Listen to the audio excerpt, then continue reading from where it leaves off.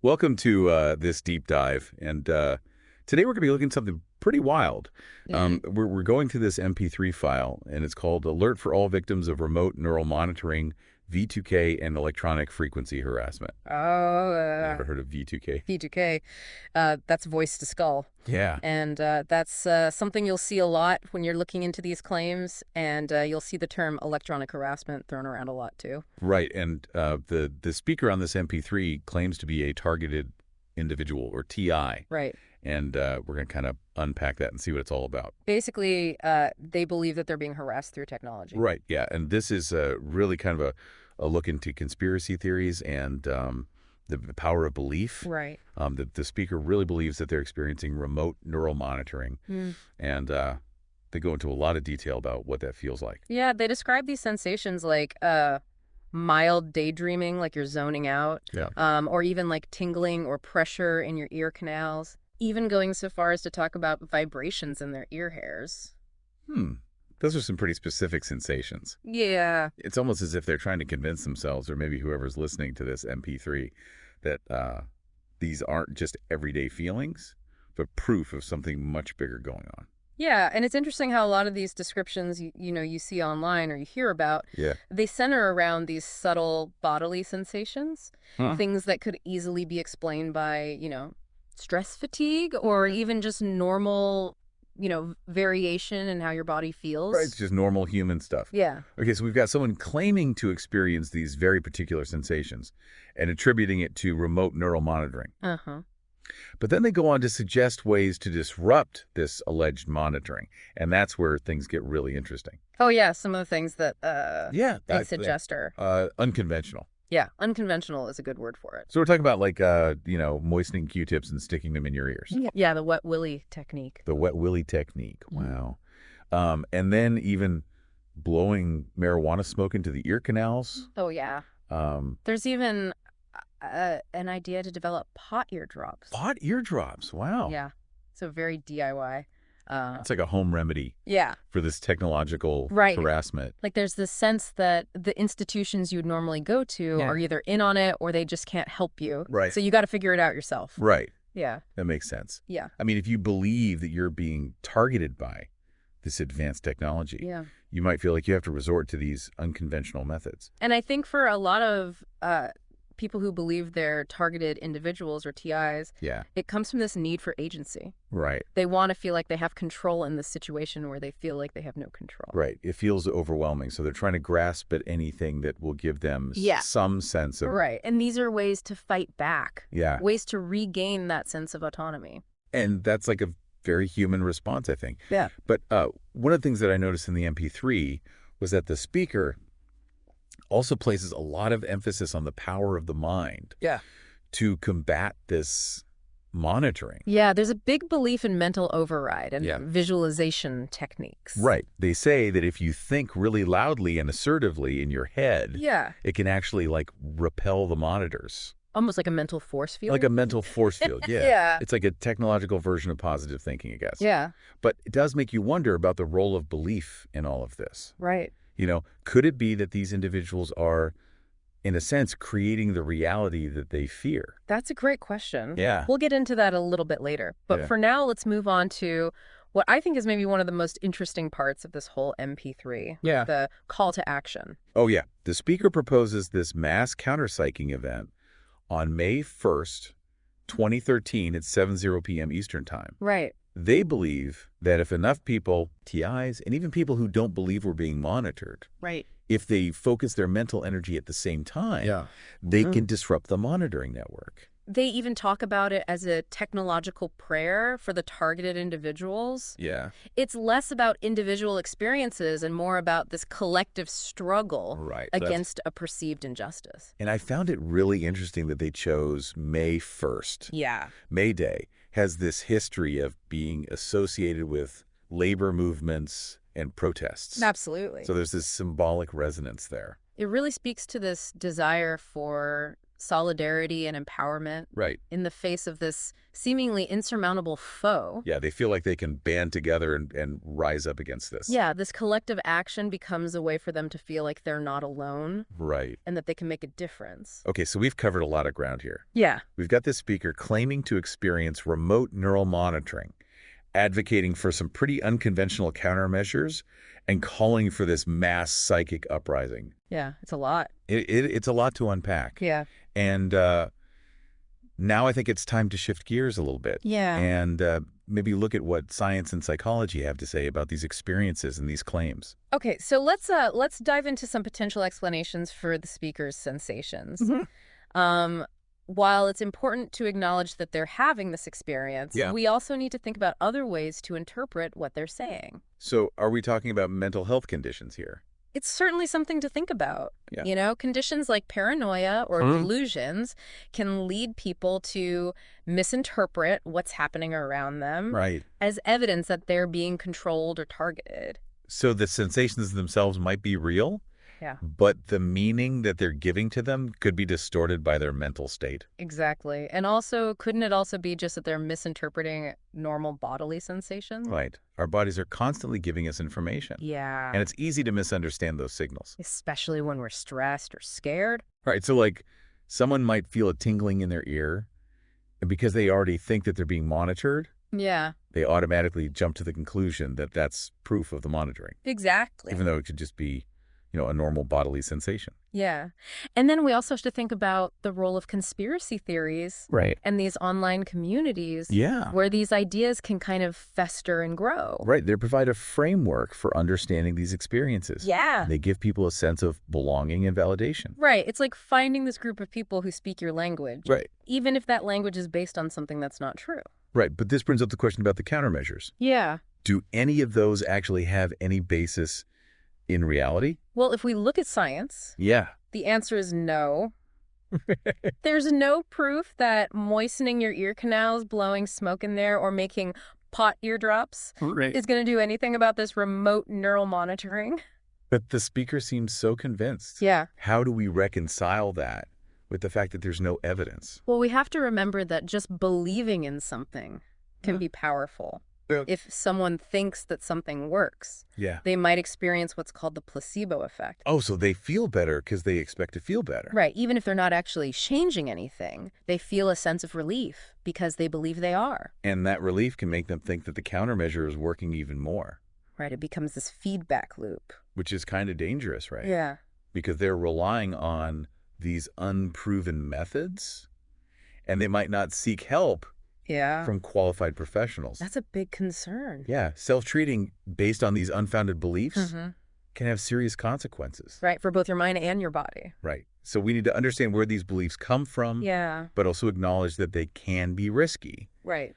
But I'm still curious about the call for collective action. Yeah. How does that fit into all of this? Yeah. Well, it's a way for people to feel like they have some power Okay. in a situation where they feel powerless. Like they're saying, we may be victims, Yeah. but we're not going to just sit here and take it. Right. We're going to fight back. Right. And the idea that they can all use their minds together to disrupt the monitoring. Yeah. It comes from this belief in the power of thought Right. and collective consciousness. Like a digital protest march. Yeah. Instead of taking to the streets, they're using their minds. Right. And the fact that the speaker wants people who don't even believe they're being monitored to join in Yeah. shows that they want to make this a bigger movement. Right. They want to get more people on board, Yeah. turn it into a cause. Right. Okay. So we've got this speaker experiencing these things, coming up with these interesting countermeasures, Yeah. and calling for this mass psychic uprising. Yeah. What's next? Well, I think it's time to look at what science and psychology Kook. can tell us about these beliefs. I'm all ears. All right, let's do it. As we dig deeper into this, I think it's really important to think about just how isolated a lot of these targeted individuals must feel. Yeah, that's a great point. Mm. I mean, can you imagine thinking that you're under constant surveillance Yeah. and that people are monitoring your thoughts Yeah. and that nobody believes you? Yeah. That's got to be incredibly isolating. It is, and it's important to remember that for these people, the threat feels very real. Yeah. Even if we, from the outside looking in, Right.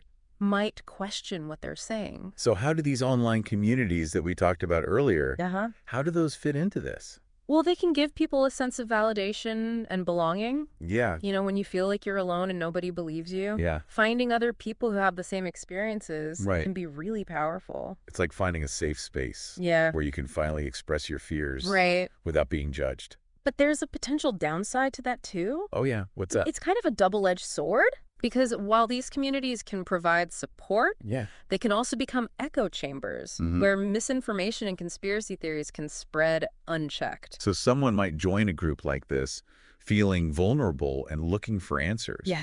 And end up getting sucked into this world of paranoia and distrust. That's a real possibility, and we should remember that these online communities aren't all the same. Okay. There's a wide range of beliefs and experiences within them. So some people might have more extreme views than others. Right. And some might be more willing to question those views. Exactly. It's all about approaching these communities with nuance Okay. and realizing that they can have both positive and negative effects. One thing that really struck me in the MP3 was the emphasis on mental override and these visualization techniques Yeah. as a way to combat the monitoring. That's a common theme among TFIs. Yeah. They believe they can use the power of their minds to fight back against whoever's doing this to them. It's like they're trying to take back some control in a situation that feels completely out of control. Yeah. And even if these techniques don't actually work, Right. they can provide a sense of relief and empowerment. So someone might do these mental exercises Yeah. and feel calmer or more in control, Right.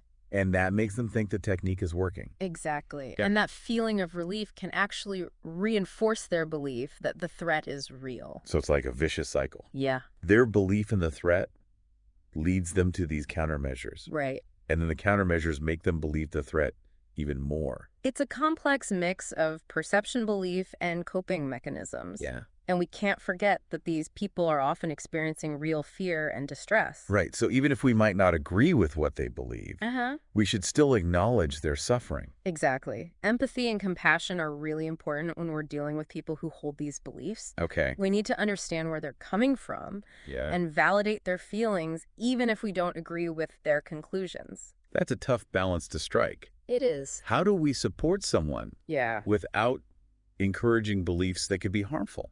It's tricky, but it's important to remember that these individuals are often very vulnerable. Right. And the way we approach them can have a big impact on how they're doing. So how do we walk that line? Well, one way is to focus on their feelings Okay. rather than arguing about whether their beliefs are true or not. So we can ask open-ended questions, Yeah. listen to what they have to say, Mm-hmm. and try to see things from their point of view without judging them. Right. So instead of saying, that's crazy, remote neural monitoring doesn't exist. Yeah. You could say something like, it sounds like you're going through something really difficult. Can you tell me more about what you're experiencing? Right. Approach it with empathy. Exactly. And you can also challenge their beliefs a little bit by asking questions that make them think critically. Like what? You could ask, what evidence do you have to support that? Or have you thought about other possible explanations? So it's more about planting seeds of doubt Yeah. than trying to completely change their mind right away. Exactly. And remember, change takes time. Yeah? You can't expect someone to just drop their beliefs overnight. Especially if those beliefs are really important to them. Yeah, and give them a sense of community. Right. So it's a process of slowly helping them to see things differently Right. and to develop a more critical understanding of their experiences. And that process often needs professional help, right? Yeah, therapists and counselors who specialize in conspiracy theories and delusional thinking Uh-huh. can be a huge help. It's like trying to find your way out of a maze. Yeah. You need someone to guide you. And it's important to remember that there's no one right way to do this. Okay. What works for one person might not work for another. So it's about finding the right mix of support therapy and critical thinking. Yeah. Fits the person's needs. Exactly. And it takes patience, empathy, and a commitment to helping them regain a sense of agency and well-being. This deep dive has really shown us how technology, mental health, and belief are all intertwined. Yeah. It's amazing how resilient the human mind is, Yeah. but also how vulnerable it can be.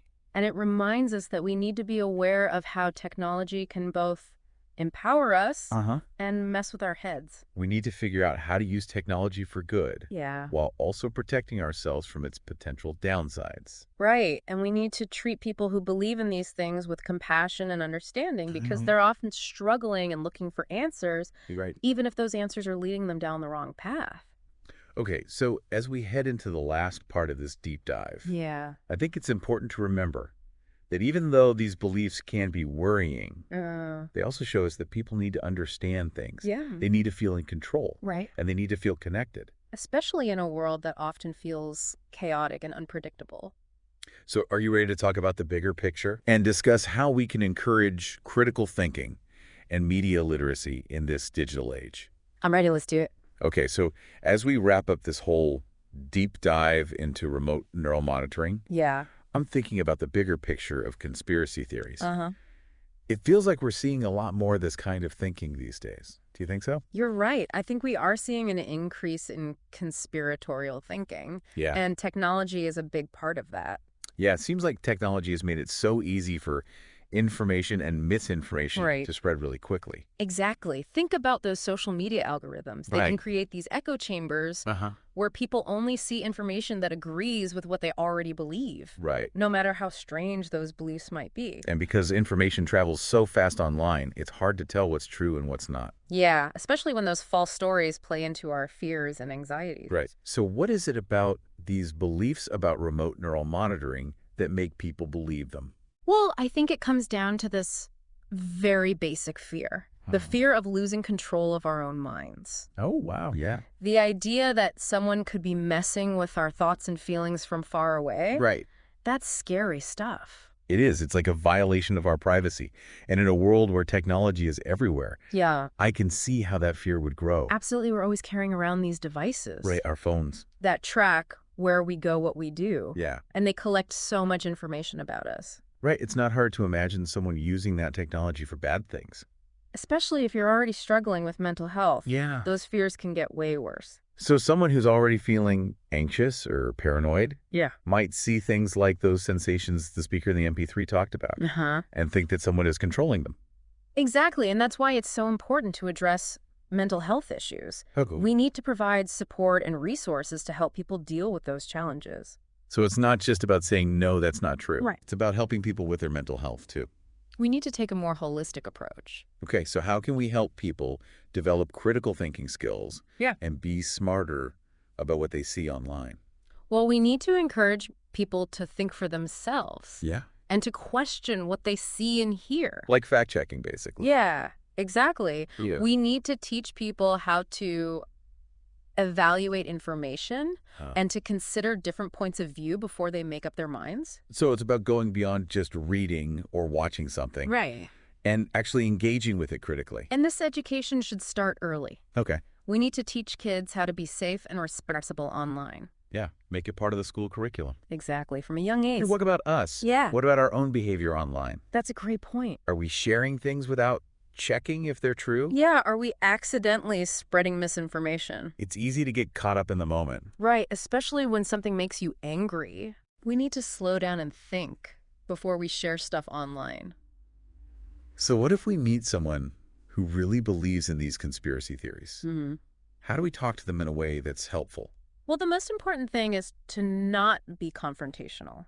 Okay. Don't dismiss their beliefs. Yeah. That'll just make them defensive. Uh-huh. Instead, try to find common ground Okay. and build a connection with them. So instead of saying, that's crazy, you're wrong, Yeah. we could say something like, I understand why you're worried about this. Yeah. Let's look at the facts together. Exactly. And remember, it takes time to change someone's mind. Right? You can't force it. It's a process. And we might not be able to change their mind completely, Yeah. but we can at least encourage them to think critically. Right, and to make their own decisions. Right. Not just feel like they're being controlled by something they can't see. Exactly. Wow. This deep dive has been a real eye-opener. We've learned so much about conspiracy theories and the belief in remote neural monitoring. We've talked about the psychology behind these beliefs, Yeah. how technology helps them spread, Right. and the impact they can have on individuals and society. And we've discussed ways to promote critical thinking, media literacy, and mental health awareness. Right. All important tools for navigating this complex world. As we wrap up, I think it's important to remember that even though these beliefs can be scary, Yeah. they also show us that people are searching for meaning and understanding. They want to feel in control. Right, and connected, especially in a world that often feels chaotic and unpredictable. Exactly. So let's all try to be more skeptical about the information we encounter. Yeah. And let's approach those who hold these beliefs with compassion and understanding. Because in the end, we're all in this together. Right. We need to find ways to connect with each other Uh-huh. and build a more informed and resilient society. I agree. This has been an incredible journey. Thanks for joining us on this deep dive into remote neural monitoring claims. Yeah, it's been fun. Until next time, keep those minds open and don't forget to question everything.